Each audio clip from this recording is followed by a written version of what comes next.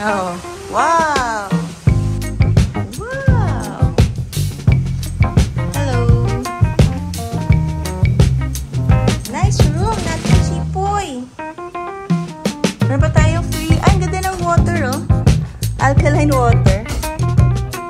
Footprints. pH 8.0. Wow! Rinig po dito, guys. Nice view! Luma-luma na. Pero ganda. Tingin slippers. Ganda. Color black pa. Cute. Nice. Share.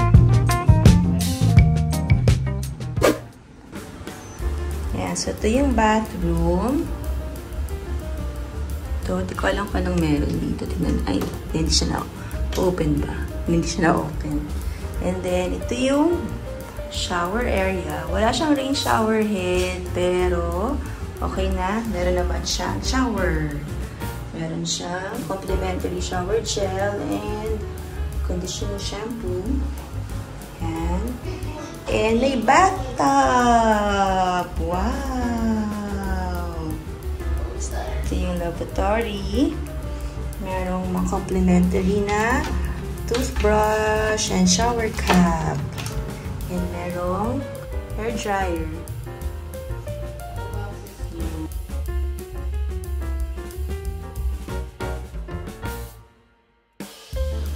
Ito, cabinet. Ayan, usual cabinet lang. Ito, merong slippers. And, non-safe pala nandito. May safe naman. And may, ayan, may ref na, kailangan ata i-on.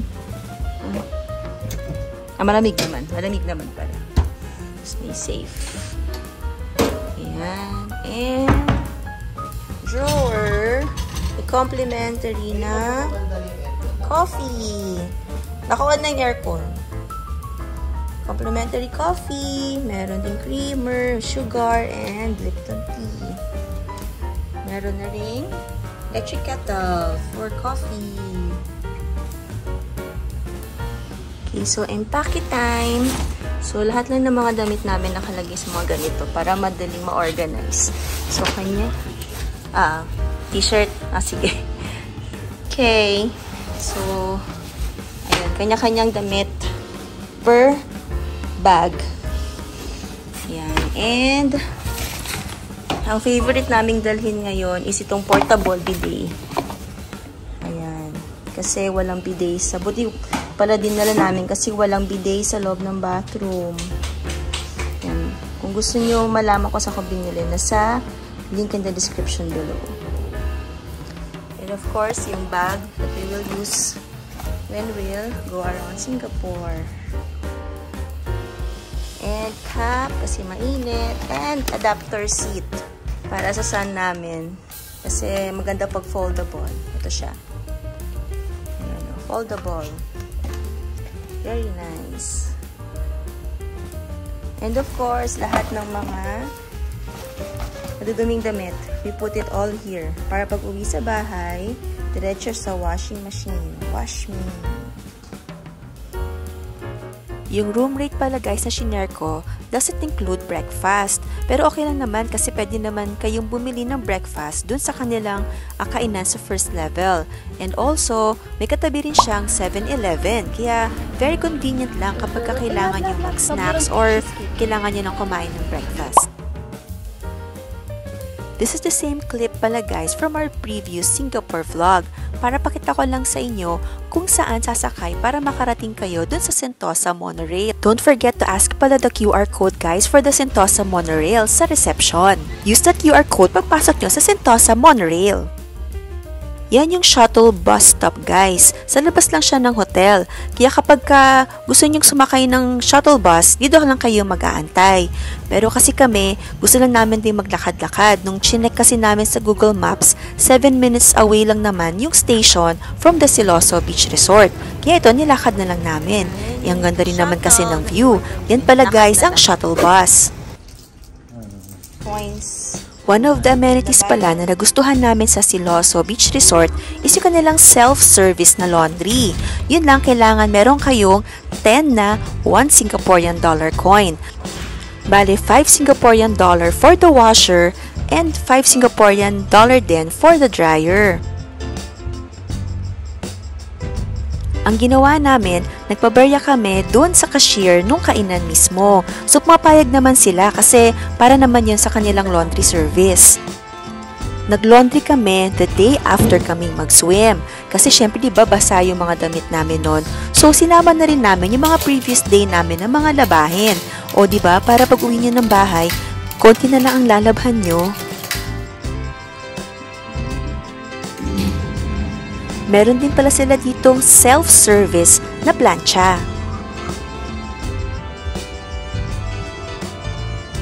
Medyo 11 PM na to guys, so kaya mapapansin nyo, sarado na yung kainan and wala na rin masyadong tao. Kaya pinili na rin namin ng ganong time para at least magamit namin agad yung washing machine and the dryer.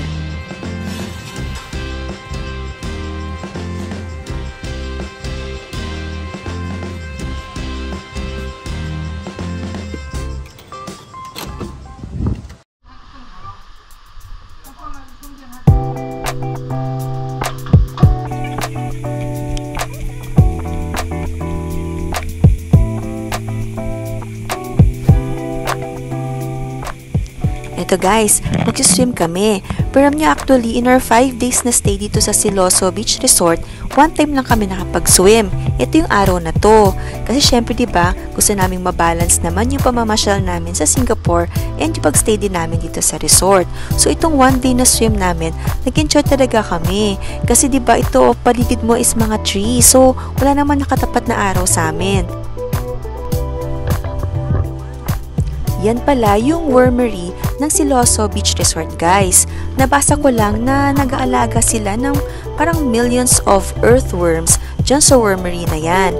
They feed on the kitchen, fruits, and vegetable wastes. And then yung waste naman ng mga worms na yon is ginagamit as fertilizer para dun sa vegetable garden ng resort na to. Another thing also pala na nagustuhan namin dito is bababa lang kami through the stairs, which is really very convenient. So hindi na kami magbabasa diba sa elevator pagka babalik kami sa room namin. Kasi paglabas nyo ng room nyo, may hagdan na yun actually na access to the pool. So sa lahat ng floors yun guys. Kaya ayun, nakakatuwa lang yung design nitong Siloso Beach Resort.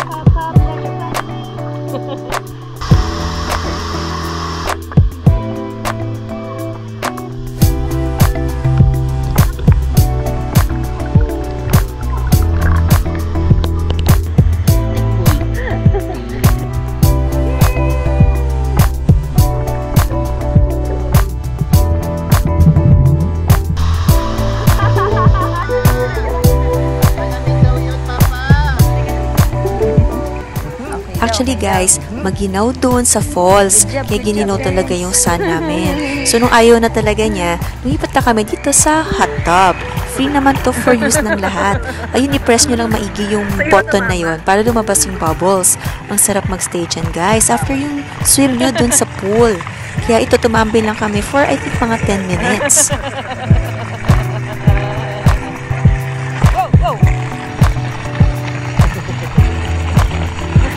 Hello, tapat mo sa likod mo. Sarap? Oo ka, sarap.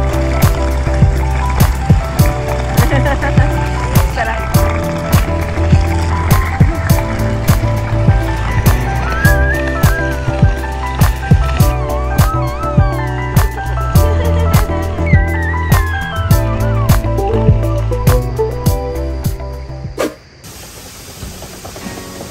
It's now time to go home.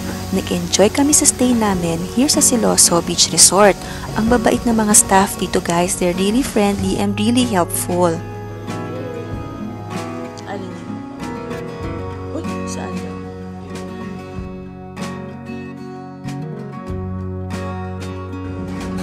Thank you for watching friends. See you on our next video. Game Boy! Okay ka lang, bebe. Wawa naman tong hands. This was provided by the hotel. Ayun, kudos to the staff of Siloso Beach Hotel. Ang bilis nila, wala pa atang 5 minutes. Nandito na sila agad. Sa area na yan para mag-stop yung blood. Hanggang enough lang naman para hanggang mag-clot lang yung yung blood. Good job watching his show. Good job.